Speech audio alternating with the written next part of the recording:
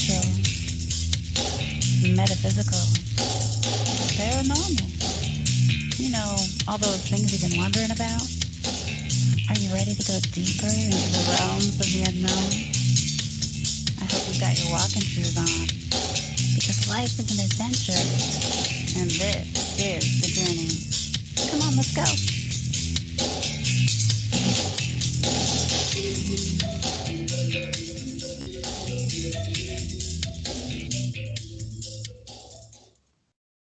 Hello and welcome to the show, everyone. It's Wednesday night, and this is the Journey Radio Show. I'm Jen Cruz, your host, and I've got my super special co-host, Jenna Grover. She's one of the She-Squatchers with me. So hi, Jenna.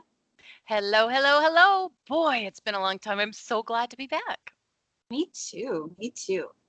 We've got an awesome super guest for you tonight. We've got David Thundercloud. He's a Bigfoot researcher that we met in Virginia at the Virginia Bigfoot Conference. I suppose it was, 3 or 4 years ago, maybe? Seems like 2017. Yeah, I think maybe. Yeah, it was 2017. So. Yeah. So let me tell you a little bit about him. His interest in Bigfoot began in listening to radio podcasts, and then he started reading about reports online. And then he realized there were actually Bigfoot in his area, so he went out looking for them, and it's been quite the adventure that he's here to tell us all about it tonight. So let's welcome David Thundercloud from Maryland. Hi, David. Hey, Hello. David. Hello. Thank you for having me. Thank you. Yes, thank you for joining us tonight. So tell us a little bit about how you got started. Did you believe in Bigfoot when you first heard about Bigfoot? To be honest, yeah. I always wanted to believe. In Bigfoot. When I really got into it,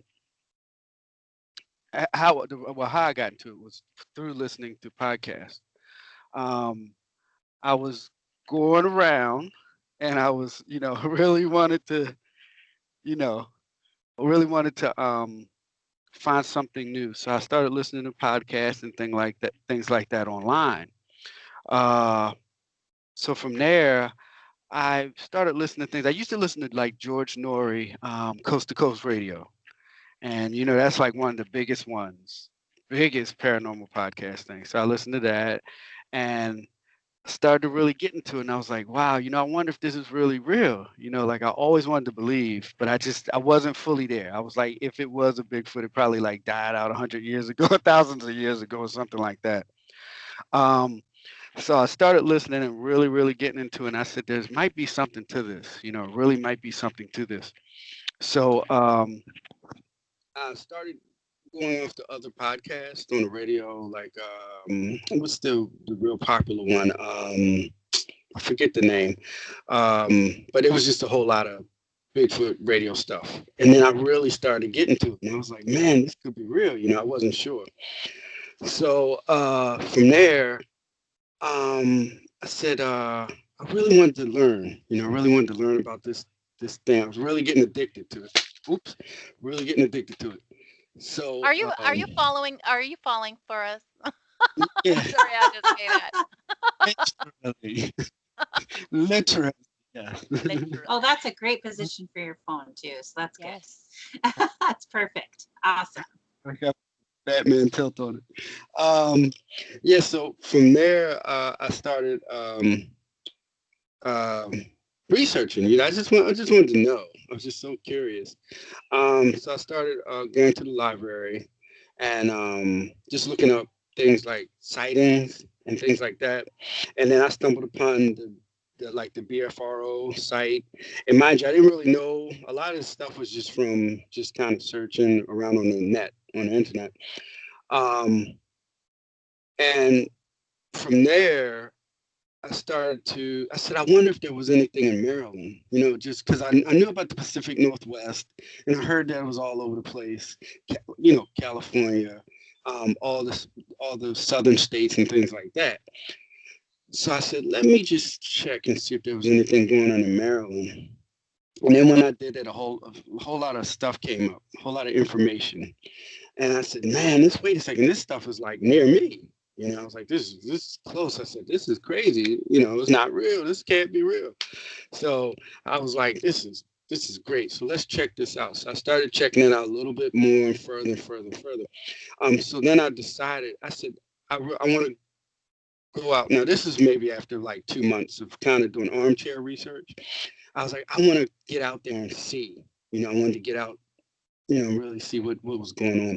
So what I did is I took the sightings that I found online, and I decided to go out to these places and kind of, you know, see if I could find out anything. I didn't expect to see anything. So basically, you're just checking this stuff out for your own. So you're seeing all of this stuff online and you're thinking, wow, I need to go in and look at this. I want to see it for myself. These people have seen sightings. So were you going out there looking for specific sightings then? Like, no, I'm sorry. What were you going to say? Oh, no, I was just going to ask you that question. Yeah, not so much the sightings. A lot of them had been old, to tell you the truth. They were like in the 90s. And when I started doing this, it was maybe 2016. Mm-hmm. So the sightings were old, but the areas obviously were still around. So I said, well, let me go ahead. I just want to go out. And I was curious. I just wanted to see if I could see any evidence or anything like that. I didn't plan on seeing anything, but I just wanted to see the evidence because I was still skeptical. Mm-hmm. So I found a few places that were close to me. I went out, and things kind of moved a little bit faster than I expected. I was lucky to go. Like I went to one area, my very first area. That's a place called Patuxent Research area in Maryland. I went out there and I was kind of looking around. It's a huge area. The place is very huge. And just kind of by luck, I had met, it was actually a person, this lady was in the area and she was with her friend. And it's like a huge area where they have trails and everything. And you have to excuse me because it's been so long since I've been to the area. A little bit of it's blurry, but we were talking briefly, and she had actually said something about Bigfoot. And I said, whoa, I said, what do you know? And she said, well, you have to be careful around here because there have been sightings of a Bigfoot. And I said, really? But I didn't tell her what I was doing. I didn't say anything to that because once again, I was kind of still skeptical. So I listened to her, and she was telling me that the sightings that happened in the area, and she had told me there was 2 Bigfoots in the area. There was a full-grown large red one, and then there was a small black one, which I was suspecting that was perhaps the child of the big red one. So anyway, I'm about to bring the story around to that big red and the little juvenile, the black one. So what had happened was she told me about the sightings in the area. So what I did is I kind of went around the area, and I stayed in this area for almost maybe like a year, half a year. I would go back constantly, and I would find certain things. But once again, because I didn't know what I was doing, I would just kind of take pictures, take notes, but I really didn't have any type of support, and I didn't know anything because I didn't know anything about Facebook groups or anything. I did not know anything about Bigfoot. So when I was doing this, I was on my own, totally unaware of what to do, just from what I could piece together. You're just winging it, right? You're just out there winging it. So I've got a quick question though. Your friend, did she believe in Bigfoot, and did she ever see any sightings, or did she know the people that did see? Because I mean, there's obviously, you've got information. She has information on an adult and a juvenile. So well, she had known of it. I mean, I didn't know her well. I met her actually the first day that I went out to explore the area. She was there, and it was just by luck. She was with her friend. So this was all just kismet. It just worked out perfect. So then she told me about the whatever you want to call it, the stories or the legends of the area and everything like that. So that was really great. So I just took the information she gave me, and I took that back, and I researched the area for a while, took pictures and all that. Like 20, I think maybe for about 5 months of 2016, I was doing this on my own. And then I started finding the Bigfoot face groups. And then I would kind of, I just register for the groups and kind of see what everybody was saying. I had these pictures on me, and I had a lot of stuff that was going on in the area. But once again, I didn't know what I was doing. I didn't know if I was seeing certain things, if I was hearing certain things. I didn't know if it was a big deal or not. Because once again, I didn't have anything to rely on but myself. So what I did is I documented everything, and when I got into the Facebook Bigfoot Facebook groups, I would kind of just watch and listen and see, and just do that for a period of time. But what happened was when I started, because I was kind of nervous. I was like, "Oh, I'm gonna put this picture on Facebook, and I don't know what they're gonna say." I didn't know what to do. I said, "Oh, they're gonna, laugh at it or whatever." They're gonna all laugh at me. Right. They're all gonna laugh at you. We thought that too. We really did. Oh my gosh. I was too embarrassed to tell Jenna that I was going to go look for Bigfoot. Until after I did, and then I had an experience, and I was like, "Oh my gosh, Jenna, you got to hear what happened." And she's like, "Why didn't you take me with you?" Oh. Isn't that something? Isn't it something? But it was great because once I started putting the pictures up, and actually I'm skipping a lot. There's a lot more to it, but once I started putting the pictures up, then that's when people started to say, "Okay, well, it looks like you have something going on, and you need to be careful." And it was a lot of that going on because I was going out by myself. I was going to this area. I was hanging out at night. I was just doing a lot of dangerous stuff, but once again, it didn't matter to me because I didn't know what was going on. So, a lot of people was like, "Well, from what you're showing us, you're showing us prints and things like that." And then I started to do crazy stuff, like I was leaving food out there and peanut butter jars, and that's when I started kind of learning what other people were doing, and that's when things started to ramp up for me too. Leaving food out, leaving peanut butter jars, doing all kinds of stuff like that. And then I would start getting like prints near the food. The food would be gone, or the peanut jar lids would be off, or the whole jars would be gone, and things like that. Once again, I was kind of in between them. I was like, well, maybe somebody playing a joke, maybe not. But then I started to see kind of weird stuff going on around that. Can I ask a quick question? I was just wondering, I've got two questions actually. When you were taking pictures that you were showing people, was this just on your camera phone that you had, or were you actually using equipment? Nope, just strictly cell phone. Strictly. Okay. And one other question, what did you use? Because you keep saying you were new. So I know Jen and I, when we first got into this, we were like, what do we use for casting? It's really kind of difficult to figure out what to use for casting, the best, the easiest, the quickest dry, So what did you use? Okay, let me tell you.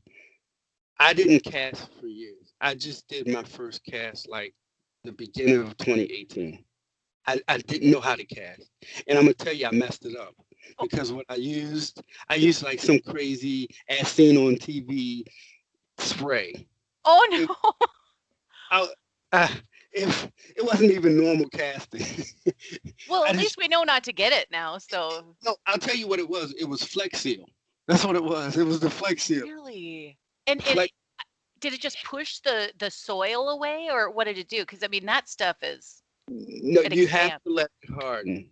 And I was so ticked at myself. I really messed up because we found a nice print in 2018. So it's like, ooh, let's go ahead and use this Flex Seal. Well, they make a boat. It floats. I said, let's use it because I said we can cast it, and then once it hardens, it'll be rubbery. And we'll have a good, cast. But I ended up spraying it. I didn't do it right. It was too soon. I tried to pull up too soon and just made a big sloppy mess. I messed up on that. I admit to that. Experience and mistakes are what make us all grow better. Right. Definitely. So do you have any evidence of this horrible Flex Seal casting you made? I just want to see a picture about how bad it is. That's why I have nothing. We couldn't pull it off the ground. It was just a big mess. It was so terrible because it was mixed in with pine needles too, so that made it even worse.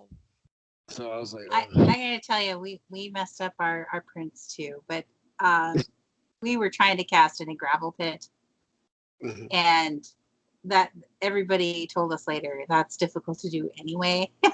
Professionals were telling us that they weren't sure if they'd want to do that. Right. But they were such nice prints. We had to try, but they didn't turn out. But we learned we should spray it with some really good heavy duty hairspray first, line it with in a gravel pit situation, line it with saran wrap, and then pour in. Okay. Because what the plaster did was basically pick up all the gravel around it, and it was just a terrible mess. You couldn't see any definition whatsoever. But someone from the BFRO actually suggested that we put some saran wrap in there in that kind of a situation. Spray it with some heavy duty hairspray and let that dry, and then put the saran wrap in there so that the plaster wouldn't adhere to the gravel. Okay. That's okay. Okay, I may have to try that. Yeah. That is a really, really good tip. Yeah. Tell them about the hairspray, Jen. The hairspray? What about the hairspray? Well, remember they said to spray it first? Yeah. And then for the casting? Yeah.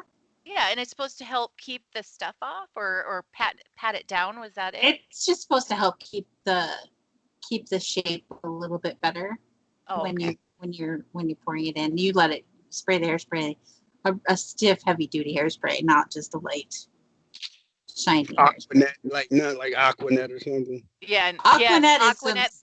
Some good 80s hairdos. Yeah, remember, that would be perfect. Do you guys remember Vavoom? Vavoom was in a can that was like 9 feet tall, and it was like it held everything. Like you could spray your hair and go, yeah, and be out all day, and it would still be standing straight up when you got home, and then you try to click it out with a brush.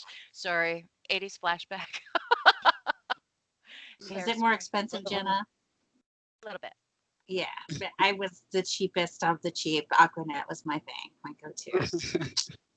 So there's a question in the chat room. Sherry is asking, how much Bigfoot did you find in Maryland? Are there quite a few there? Let's see how to answer that. Actually, my first situation was with one.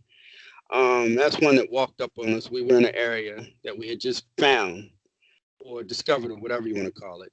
That's the area near Annapolis, Maryland. Annapolis, Maryland's real famous for military and ships and fishing and all that good stuff.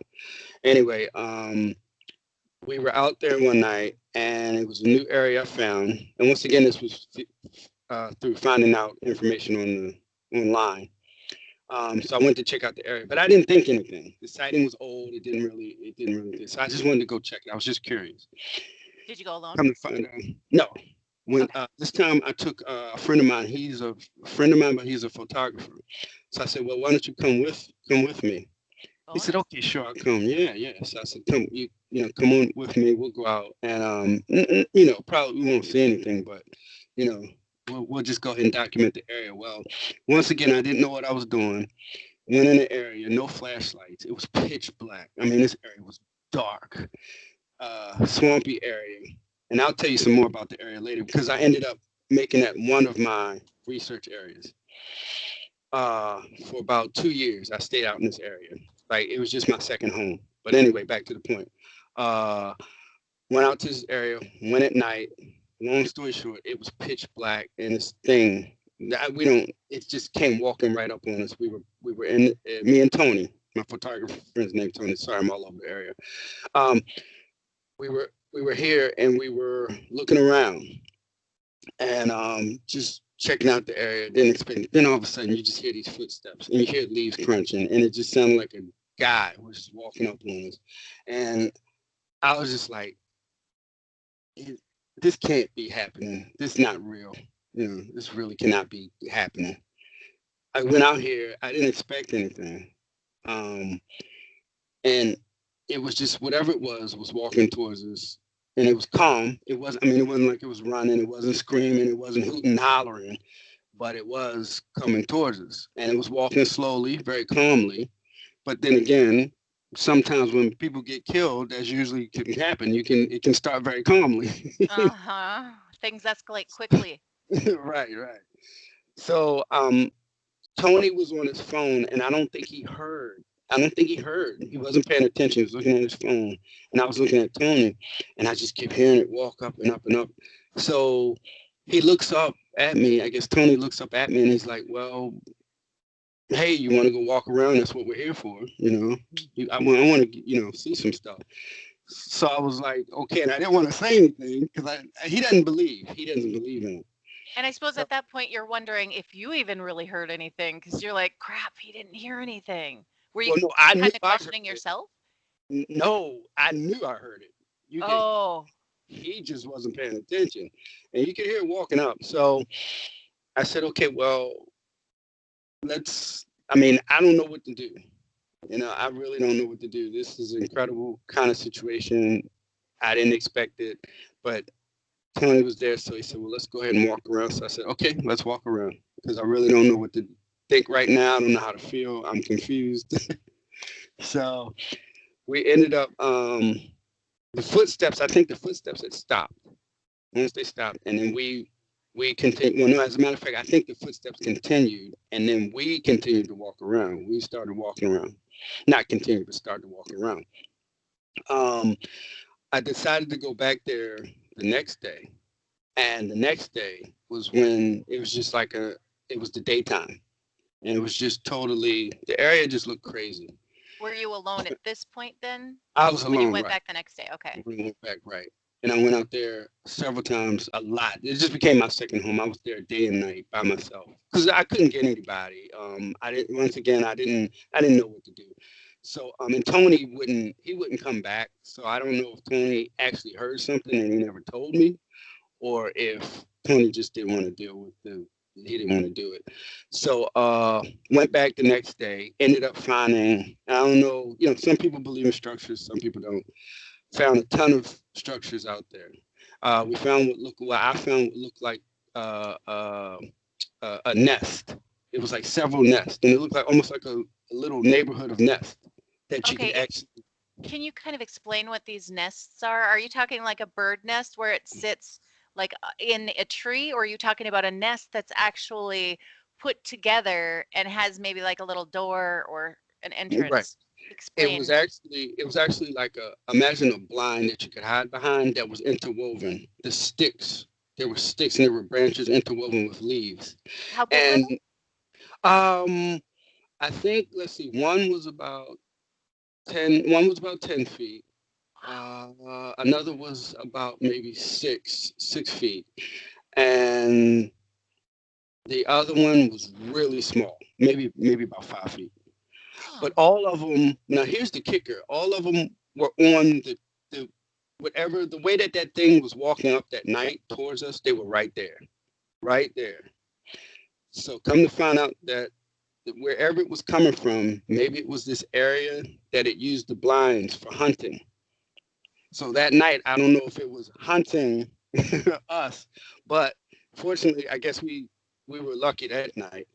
Um, so what I did was I took pictures, and everything's on my Facebook page. Anything that Okay. anybody wants to see, anything that I tell you, it's all documented. So you've Um, got those nests out on your Facebook. So if anybody right, wants to go look, oh wow, that's just awesome. And what is anybody your knows, Facebook page for them to look it up? David Thundercloud. David Thundercloud. Right. So anything they want to see, anything that I tell you, documented. Because I was out there, I was out in these areas for like from 2016.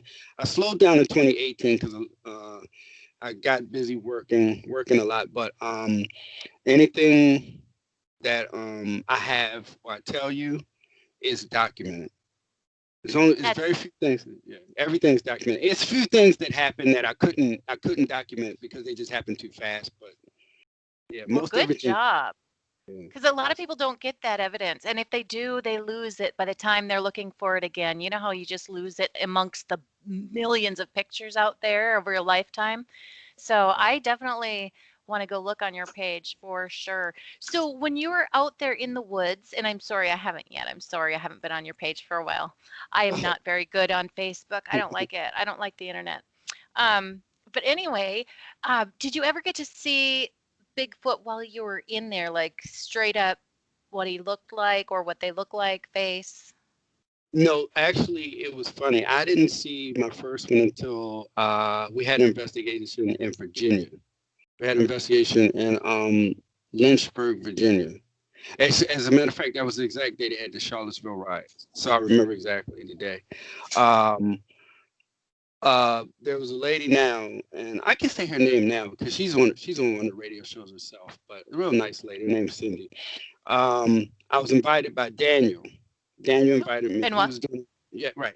And Dan, I call him Danny B or whatever. Danny B. That sounds so Danny cool. B. Danny B or Bro Dane. You have to give us a nickname like that. I will. Okay. Make it good. Make it nice. Give me some time. Yeah, so Danny B called me. He said, hey, do you wanna come out here? And I was like, okay, that's great, because I had been alone by myself for a long time after this. And he said, come on out. So he called me. Well, actually, I think he put the word out online if anybody wanted to go. And then I contacted him and I said, I'll check it out. So I said, this is great. So I went out there. We went to, this place was fantastic. It was like in the mountains of Lynchburg, Virginia. It's this lady's property, and she had this situation going on where she had I think it was a juvenile Bigfoot and a female Bigfoot, which I'm assuming was the mother of a juvenile Bigfoot. So we went out here and we investigated the area in the daytime. So I learned a lesson about that. And make sure you check your areas in the daytime. Don't go at night for your first time. So we checked out the area, and this lady had a few structures around her house, which did look weird. She had a lot of tree breaks that looked weird. They looked weird. So we went out and we were checking out the area. Daniel and I and the lady, real nice lady, and we had waited till nightfall, and Daniel had set up his equipment, and we were on the deck. The woman had a deck, and let me tell you her situation. Yeah. She had about it was like a 14-foot. Her bedroom was about 14 feet high, and something would come there every night and would keep shaking and rattling. The window or the house? I think the house The itself. frame? She had like it's something you walk out on. I forgot the name of it. A deck. Like a deck. It was like a deck, but it was small, real small. It was like a deck, but not a deck. But it's something small where you can walk out on. So something kept shaking it every night. It would just shake it, shake it, shake it. So I think that's why she had called Daniel or whatever to investigate, because it was annoying her. It was really a pain in the butt, whatever this thing was coming out. So what we did is Daniel set up his equipment. We sat on the deck till nightfall. And we were just sitting there having a good time, just talking. And, after that, we didn't really think anything was going to happen. Excuse me. So I'm sitting there and I felt something staring at me. So I looked to my left and I look over and it looked like these eyes. But I thought it was just a house or something. Just somebody had their yard light on or something like that. I didn't really think anything of it. So I said, well, it's probably just, somebody's light on or whatever. So we just went back to talking, having a good time. So. We need to take our half the show break here. So let's just put that on hold, and we'll be right back. Tune back in for the rest of David's story after this. Good. All right, so we're still recording on the video, but on the radio we are listening to commercials right now, but we can't hear them. So I was going to ask you a question, and it was perfect timing for the 9:30. What color were the eyes?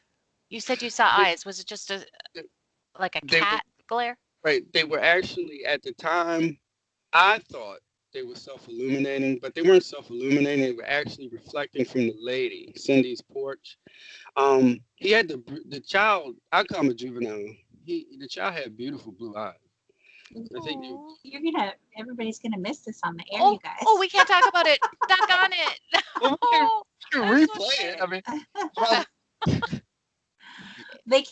They can't hear it on the live show right now. They're playing the commercial. I'll ask about the eyes again. You're gonna ask about the eyes when we come back. But the eyes were. I mean, it was a freaky situation, because the way that he was looking, he was intent. He was just staring at me, and his eyes were on me. So what happened was, after I kept looking over, because I said, wait a second, that's not the lights from another house. So I got off the deck and I started to go down, and I went and I took my cell phone. I was using that like a flashlight. And the lady's backyard was dark. It was really, really dark. But I looked and I kept saying, what is that? Whatever this thing is, okay. It's not. Okay. We have to listen for Sarge to tell us that we're back. 30 seconds. There you go.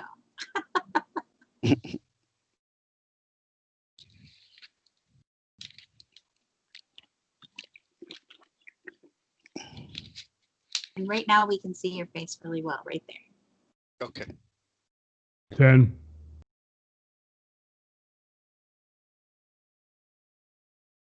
Go.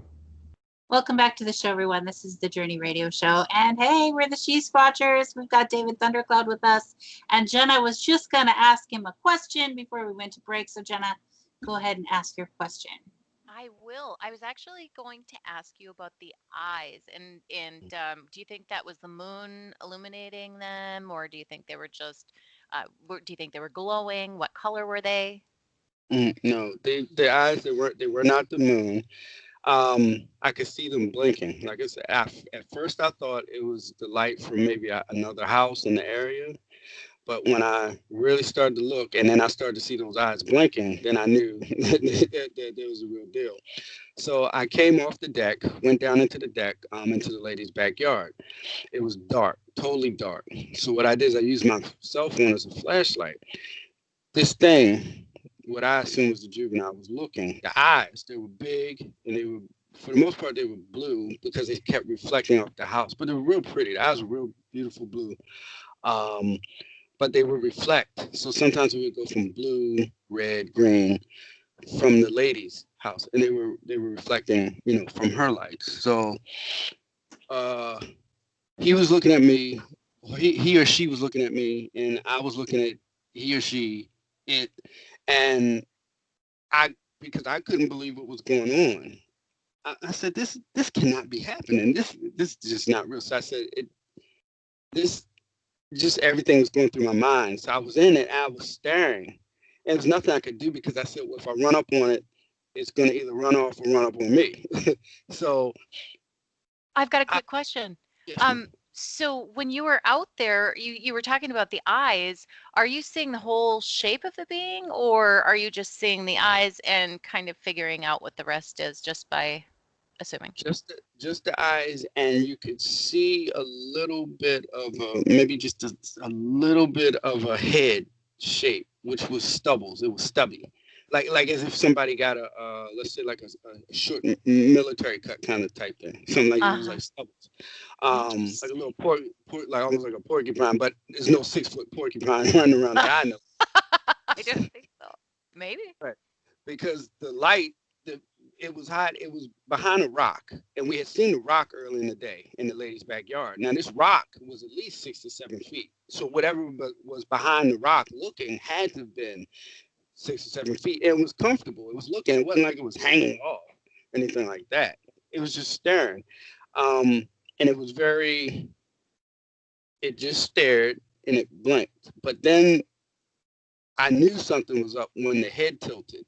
That's when the eyes went like this. When I saw the head tilt, then I knew this is something intelligent. It's trying to understand.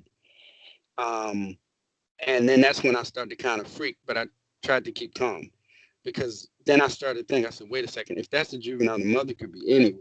I mean, she could be on the left side of me, getting ready to, whatever. So I just continued to look. Then what I did is I ran a video, and I said, well, I gotta get the evidence. I gotta get the proof. I gotta get the evidence. So I ran a Facebook Live, and I was trying to do my phone, with this situation going. I was like, come on, Facebook Live, come on, I wanted, I was trying to hurry up and get it to start running. So what I did, I went Facebook Live, and if you look on our page, well, on my page, my Facebook page, you can hear a lot of things, and you may be able to see it.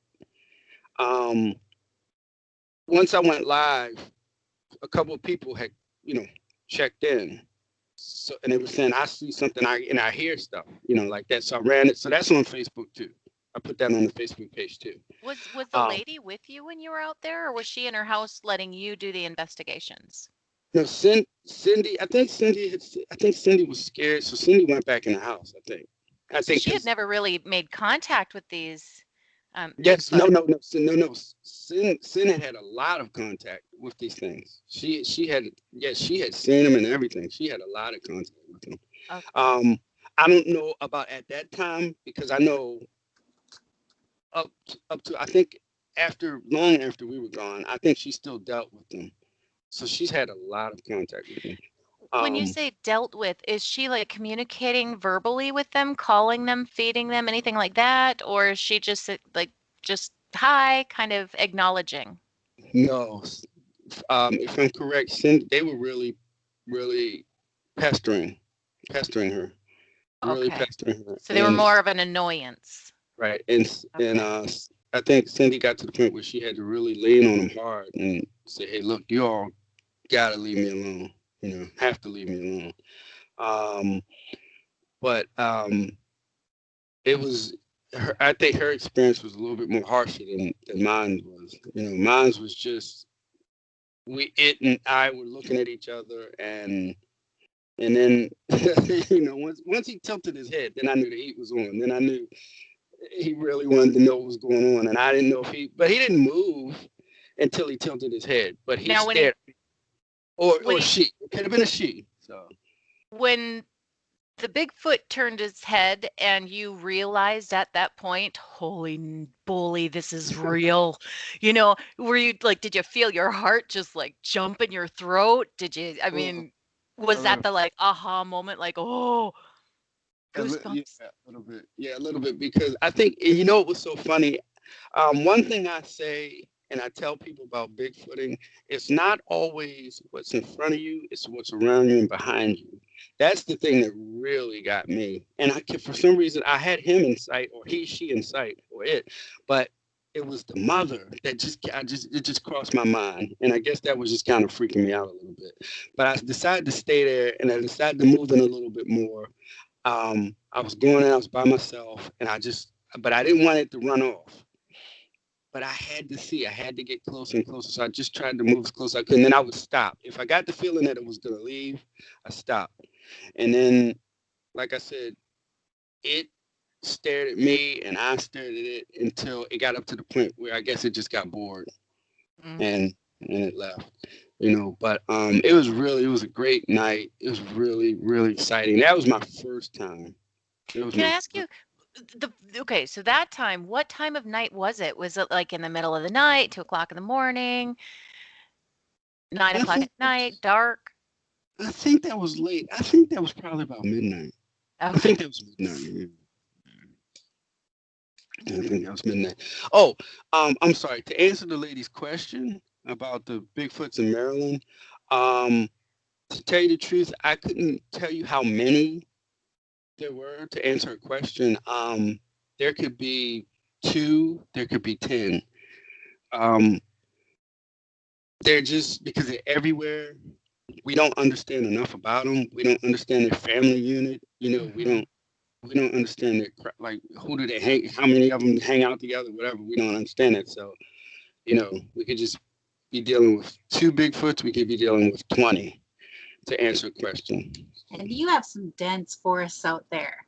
Yeah. The trees are right up on the road. We're up here in the Midwest. We have wide roads and lots of fields for farmland. But out there on the East Coast, just lots of dense forests, lots of trees. Yeah. So there's lots of space for them to be out there. That's for sure. Yeah, For it can sure. it can get freaky. Yeah, it can get freaky sometimes. Because when I was going out, I had several. Because fortunately, I was really lucky. I actually had like 3 areas to myself, Oh, like three wow. areas, and that's where I was getting so much activity. Was because most of the time it was me. And when I did start kind of checking out some of the old Bigfooters, I heard a rumor that a lot of the old Bigfooters said if you want to see a Bigfoot, you don't take a tent. You don't like these are old grimy Bigfooters. They're like you don't take a tent, you take a chair and you go sit in the woods. Well, Yeah. and sit don't have a flashlight or anything. You know that's so I tried it. And it was Yeah. I mean sometimes it worked, sometimes it didn't. Um I had times where you could hear them. I had time where I got surrounded. That wasn't too cool, but they didn't do anything. Fortunately, they didn't do anything. Um, but like you say, it's dense forest. It's dense forest out here. Um, I mean, sometimes you can get in the area and get lost if you don't know what you're doing. I mean, that happened. I mean, that can be scary. You know what I'm saying? Yeah. That can be scary. Jenna, I count on Jenna to show me the way. I will That's show true. her the way. Right. Well, Yes. well, yeah. Well, I was really after a while of putting out, I started to put out more and more stuff online, and one of the reasons why is because I did eventually want a partner. You know, I wanted help. Yeah. Uh, it because like I said, it got to a point where it was like people were like, it's not cool that you're going out here and you're basically baiting yourself. You know. Well, whose land were you on? I mean, was this a private land or was this state-owned land? I mean, did you have to get permission? No, no. Fortunately, most of the areas were areas that had been either forgotten or very few people had went to, so they weren't anything like. I had one area that was state owned. I had one area that was just a massive land. It was like 2,700 acres. It basically been an old hunting area in like the 50s or 60s, but nobody's gone back there. Um, and Cindy's obviously that was Cindy's property where I saw the juvenile.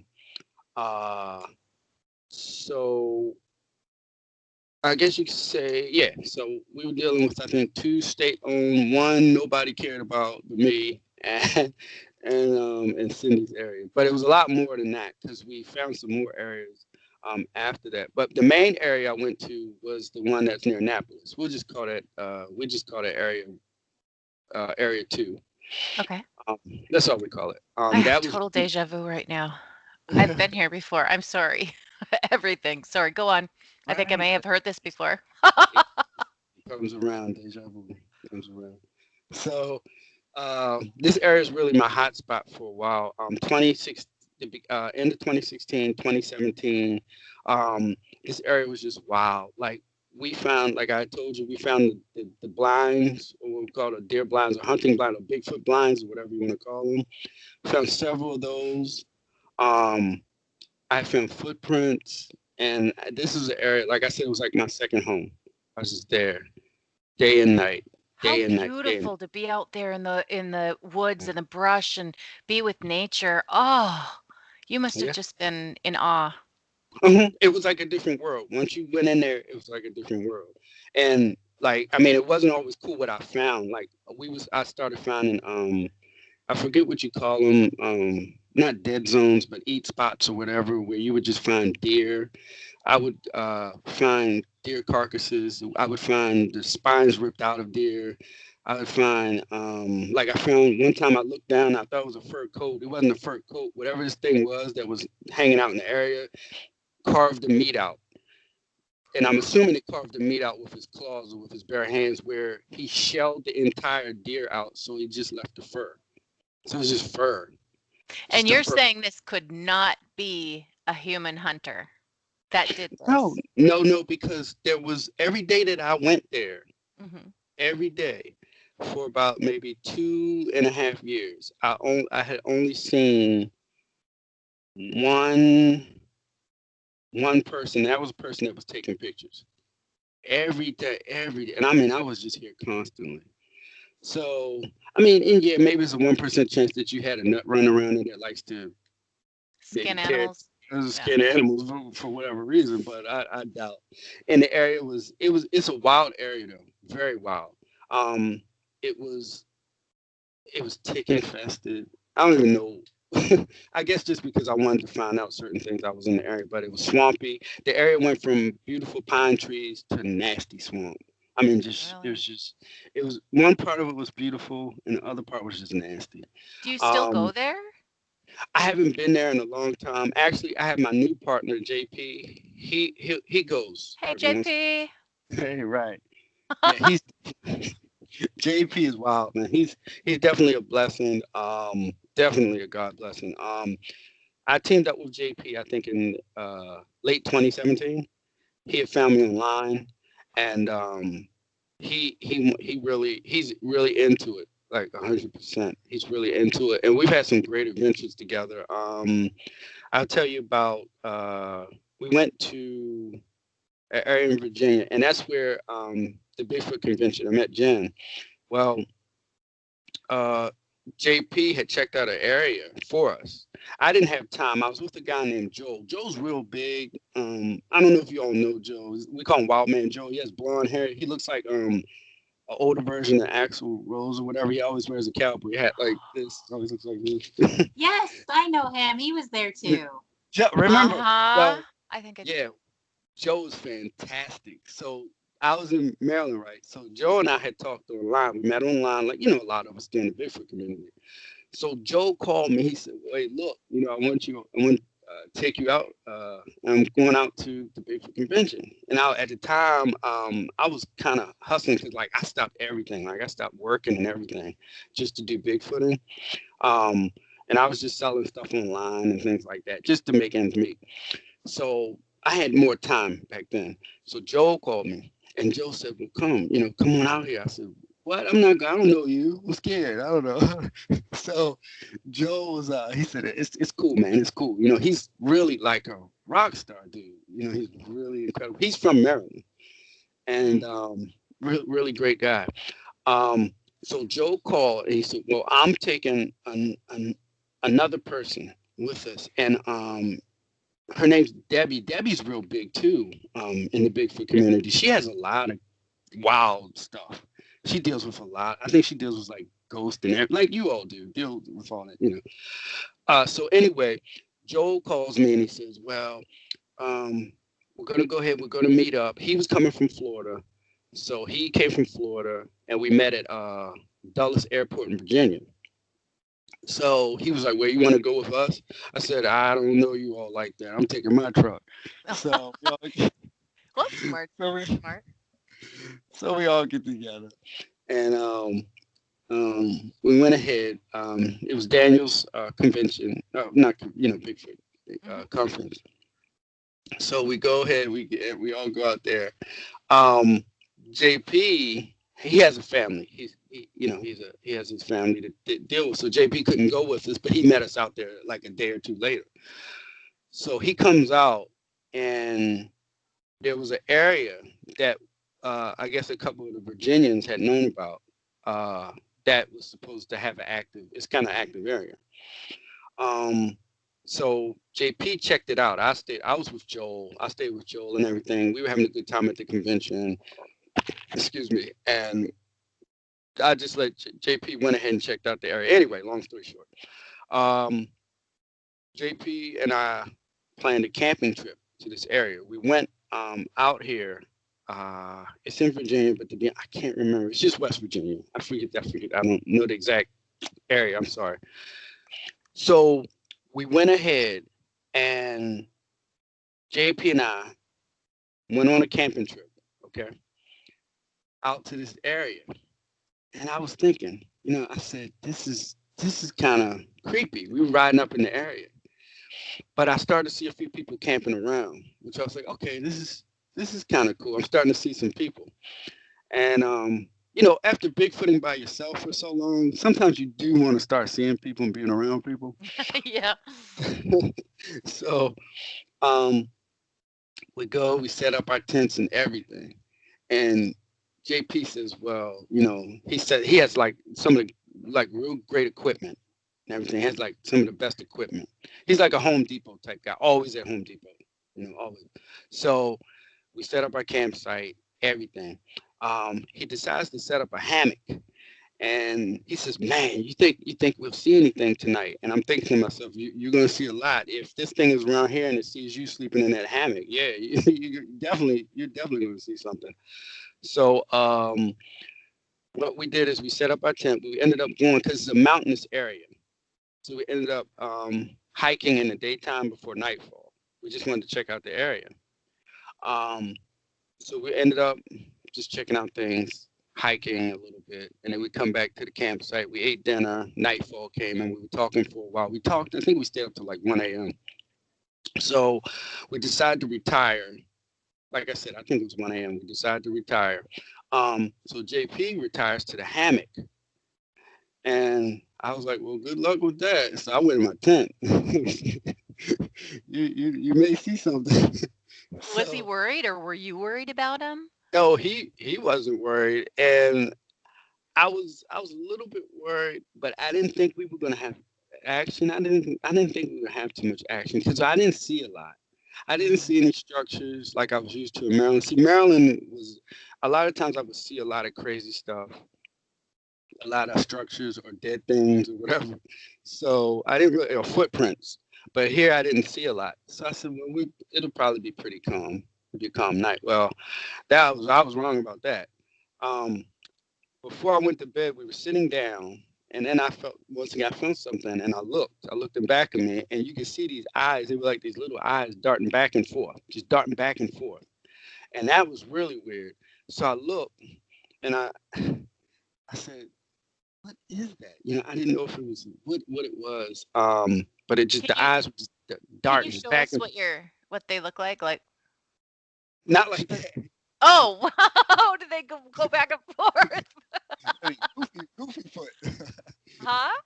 goofy foot. They were, but what they were.